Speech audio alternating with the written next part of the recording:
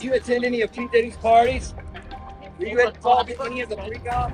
Oprah, happy birthday. There's an ongoing FBI investigation, and the fact that she felt the need to vanish right now, that's hard to ignore. In a strange twist, it turns out Oprah's been hiding more than just her avocado obsession. Rose McGowan, David Letterman, and Nathan Lane are all names that have shown Oprah's true sense of being over the years, and it's time we listen to what they have to say. Rose McGowan has called Oprah Winfrey as fake as they come in a scathing Twitter post over her friendship with scummy producers who I can't even name, they're that awful. We can't even show you a picture of them, so you're gonna have to use context clues today, folks, if you don't already know the identity of the mystery people that I'm talking about. So Rose McGowan took to Twitter to speak out against the popular talk show host, sharing a photo of Oprah kissing the disgraced Hollywood producer on the cheek. Once again, we can't show that photo. So that photograph of the pair was taken at the 2014 Critics' Choice Movie Awards, if you're looking for it. Rose McGowan is a Me Too activist. She accused that particular producer of wrongdoing, and she accompanied her post with a caption reading, "I am glad more are seeing the ugly truth of Oprah. I wish she were real, but she isn't."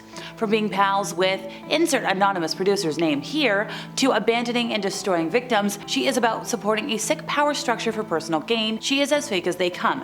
#Lizard. Now, the victims she referred to are those of a hip-hop music mogul. Nope, not the one I talk about all the time. One who has been accused of more than a dozen cases of SA and misconduct since 2017. Now, he's responded by admitting inappropriate conduct in some instances, but disputed the allegations of non-consensual interactions. Once again, not the one I talk about all the time. Somebody different, whose name I don't think I can say either. In terms of mainstream American talk show hosts of the last 40 years, Oprah Winfrey and David Letterman are up there. They're two of the biggest names of all time. For a long time, their shows were a place in pop culture where the most influential figures in any mainstream media felt comfortable enough to throw off the cloak of privacy and be candid about their lives. You know, back before social media, we all got glued to these little devices. And even though they were both masters at conducting interviews, objectively speaking, they were locked in a strange rivalry that had a lot of people perplexed at the time. So apparently these two had a feud that lasted more than 2 decades. Oprah refused to speak to David Letterman whenever they bumped into each other.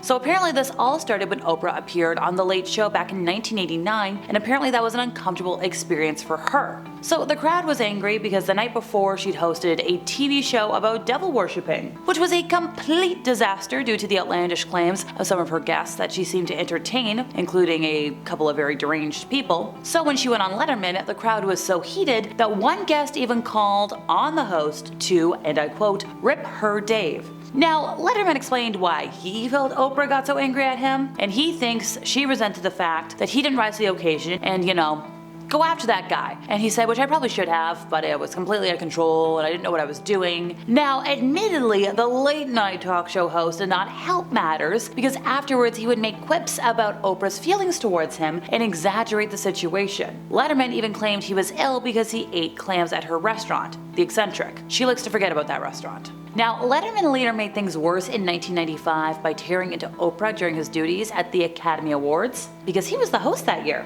He said, "I've been, itching to do something all day, and I think we can maybe take care of this," he said before introducing Oprah and one of the biggest stars of the day, Uma Thurman. He said, "Oprah, Uma, Oprah," and he quipped about their names before adding, "I feel much better. Have you met Keanu?" Now, despite all of this, and David Letterman being quite rude, apparently Oprah's real hatred started in a different moment from her appearance on his show back in 1989.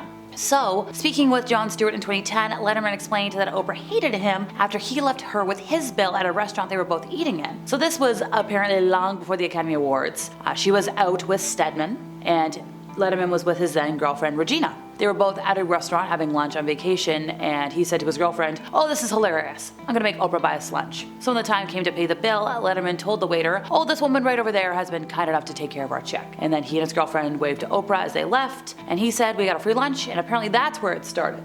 Good grief. In 1988, Elizabeth Taylor playfully shut down Oprah's attempts to get her to address dating rumors, and Oprah teased her about her refusal to give a straight answer. Now, years later, when Oprah reflected on the interview, she called it her worst. She said, "It's still painful to watch for many reasons, including my bad hair." And okay, that's a joke, but that's not actually why it's painful to watch, lady. She explained that before the interview, Elizabeth Taylor had asked Oprah to stay away from questions about her relationships. And Oprah said, "Well, that's kind of hard to do when you're Elizabeth Taylor and you've been married 7 times. And to her credit, she later apologized to me. Okay, but you still went against her wishes, so no wonder Elizabeth Taylor didn't really like you in the interview. When Robin Williams and Nathan Lane did a joint interview to promote The Birdcage back in 1996, Oprah brought up potential rumors about Nathan's sexuality since he played an openly gay character in the film. Now at the time, it being 1996 and all, he wasn't about to discuss his sexuality publicly, so Robin, being Robin Williams and an improv master, quickly changed the topic by making a joke. So fast forward, it's 2023 and Nathan Lane said, like, I don't think Oprah was trying to out me, but I did say to Robin beforehand, I'm not prepared, I'm so scared of going out there and talking to Oprah, I'm not prepared to discuss that I'm gay on national television, I'm not ready. And Robin, being Robin Williams, said, oh, it's alright, don't worry about it, we don't have to talk about it, we won't talk about it. And Nathan Lane credited Robin for swooping in and diverting Oprah and going off on a tangent and protecting himself because Robin Williams is a saint. So in February of 1993, Oprah landed the first live televised talk with Michael Jackson in 14 years. And she asked the unthinkable in this hour-long television special. So since the mid-80s, there was a lot of speculation about Michael Jackson. People were like, oh, he wants to be white. He bought the Elephant Man's remains. He slept in an oxygen chamber. He married Elizabeth Taylor. His best friend was a monkey. The monkey was telepathic. And that he was a virgin. Yeah, so Michael Jackson didn't respond to anything except for through his music. For instance, Leave Me Alone from his 1987 album Bad, which is my favorite album, was the first song in what became something of a subgenre for him. Michael taking media harassment and responding to it with music. Or at least, that was how it went until that fateful day. When sitting across from Oprah Winfrey in this special, he responded. So it's the most awkward part of the interview, and Oprah took up the topic of the singer's love life. She said, I'm gonna ask you something, and it's embarrassing for me, but I'm gonna ask it anyway. Are you a virgin? And you just feel Michael sigh. He tried to laugh it off and he replied, like, how could you ask me that question? Like, pretty much everything else she asked him falls under the long list of topics I'm not allowed to talk about. But I can say they were extremely intrusive and personal, not to forget controversial, and if I ever meet this woman, I have so many questions for her. Once upon a time, Oprah Winfrey found herself in a brand new situation. She had to apologize to her audience. Now, what did she have to apologize for? So we all remember Oprah's book club, right? Oprah's favorite things. So she had this book. She was like, oh my gosh, this author James Frey, he wrote this memoir, A Million Little Pieces. I love it, it's great. Well, when everybody found out that he fabricated parts of that mega-selling memoir, and it was mega-selling thanks to Oprah's endorsement, everybody was in trouble. So she said, I left the impression that the truth does not matter. To everybody who challenged me about this book, you are absolutely right. And you know what? In theory, good for Oprah, right? She's admitting to being wrong. But here's the thing. When I mean everybody was calling Oprah out for, the flub, I mean everybody. Like the New York Times did a report on the memoir. So Oprah didn't really have a choice. She had to apologize. Besides the initial investigation showing that the author clearly lied about time he spent in jail, various run-ins with the law, some employees at the rehab center he attended also came forward to dispute his portrait of life there. And hey, if you were one of the people begging for Oprah to apologize, you got it. But, and this is where we get into things today, she did it in a way that had a lot of folks waving red flags about her behavior. So as Oprah really dug into Frey over various moments in his memoir that had either been proven false or remained dubious, you almost felt sorry for him. Let me explain.